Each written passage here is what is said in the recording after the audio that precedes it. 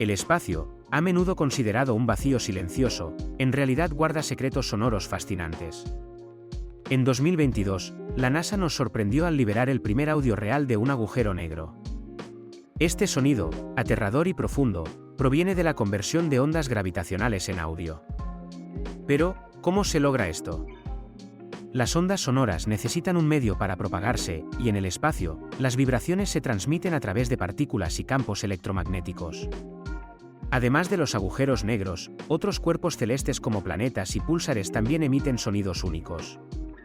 Estos susurros cósmicos no solo nos revelan la naturaleza del universo, sino que podrían ser la clave para descubrir vida extraterrestre. Imagina escuchar el eco de lo desconocido.